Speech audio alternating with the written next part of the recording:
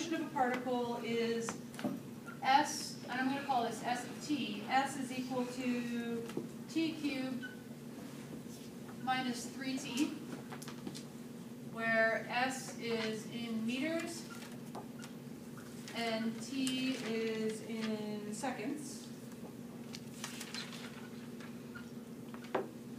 And so s of t describes the position of the particle at time t. All right, and so they're asking for a couple of things. In part A, they're asking for finding velocity and acceleration. And then in B and C, they're asking for some other information. Okay, so Nick, did you have a specific question or just generally about the entire problem? Part C. Part C is the part that got a little shady for you? Okay, well, in order to answer part C, we at least need to do part A. Okay, so part A, we've got velocity and acceleration. And so if our function is a position function, then our first derivative is velocity. So velocity is s prime of t.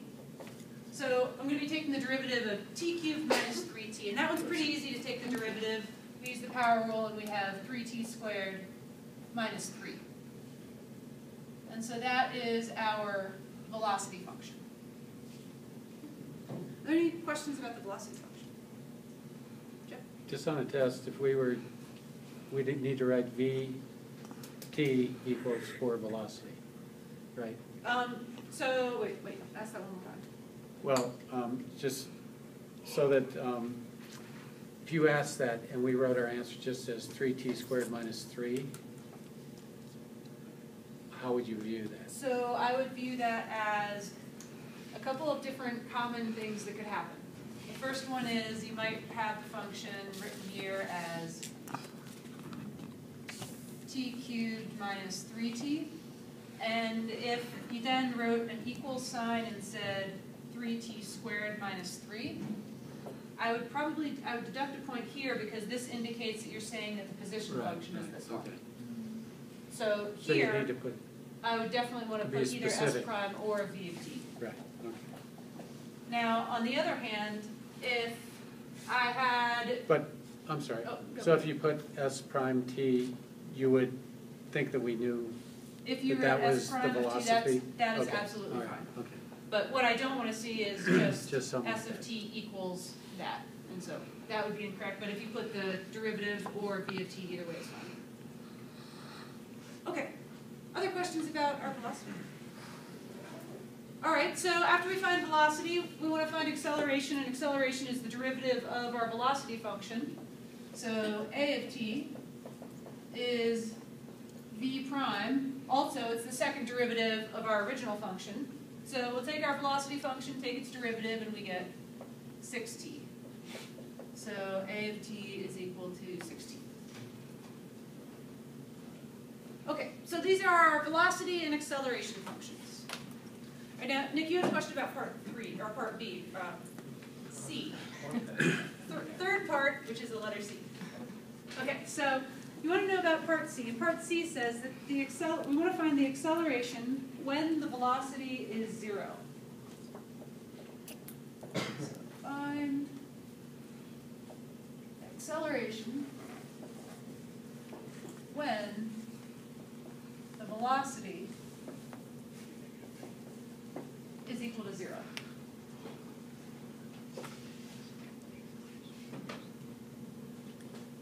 All right. So, what were your thoughts on this when you first wrote it down? Initially, I just solved with velocity of 0, so I could be at 0. Okay. And plug that answer into acceleration. Okay, so you said let's calculate v of 0, plug in 0 for t, and get a velocity out.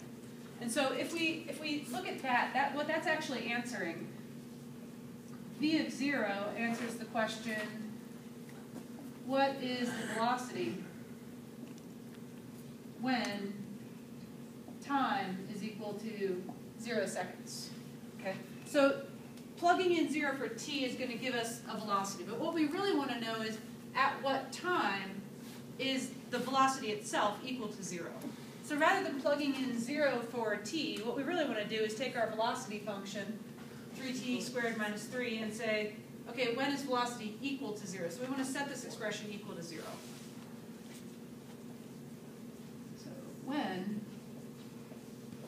is v of t equal to 0? Well, that occurs when 0 is equal to 3 squared minus 3. And so we've got to solve this equation for t. So one way to do this, because I only have a t squared, I don't have any other terms, I can isolate the t squared. So we've got 3 is equal to 3t squared, divide out 3, and we have 1 is equal to t squared. Now when I go to solve this for t, when I take my square root, what do I need to remember? It's possible. Plus or minus. You have plus and minus. Okay, so plus and minus 1. Now, unless they specifically tell us that we're only looking at positive values of time, then we do want to take both of those into account. All right, so our velocity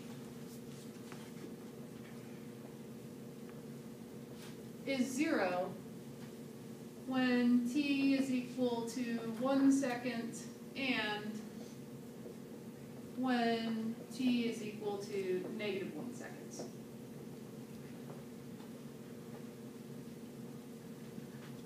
So how can you have a negative 1 second? So that's a good question, and the answer to that is that time is really arbitrary.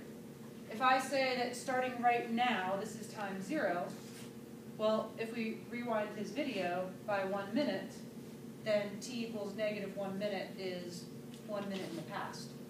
And so in terms of if we're saying that absolutely nothing happened before time t equals 0, then we can't have negative time, but we do have a history, and so that's our negative So time. the book's not implying that it has to be positive?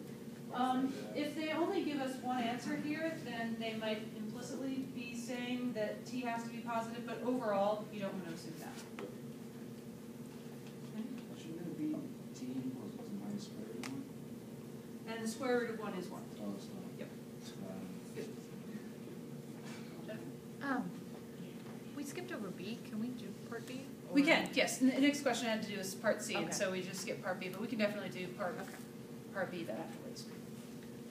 Okay, so far we figured out when the velocity is equal to 0 at both of these times, but now the real question is find the acceleration at those times. And so now that we have our times, we need to take those times and plug them into our acceleration function. So at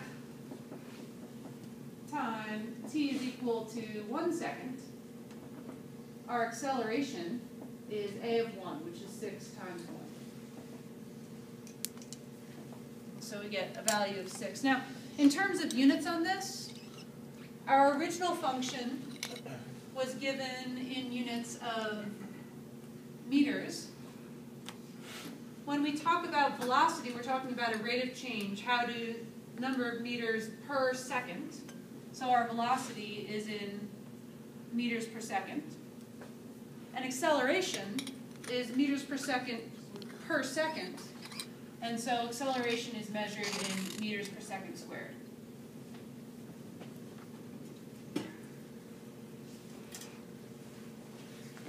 And so at time 1 second, the acceleration is 6 meters per second squared. And if we're assuming that we do have a history and that we can talk about negative times, at time t is equal to negative 1 seconds, our acceleration is 6 times negative 1, which is negative 6 meters per second squared.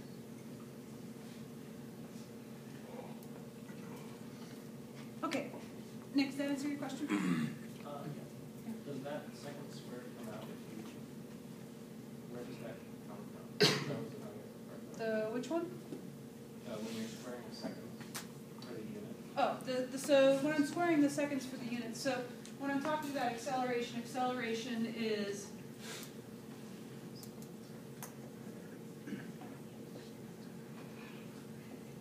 the instantaneous rate of change of velocity.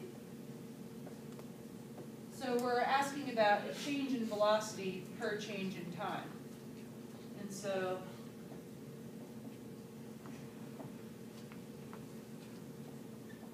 when I think about the units for this, my change in velocity is in meters per second.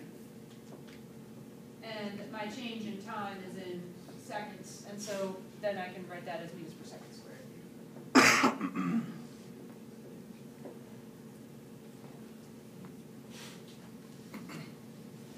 Okay, other questions about part C? Okay. And Jennifer, you want to ask about part B also? I think I know what it is already.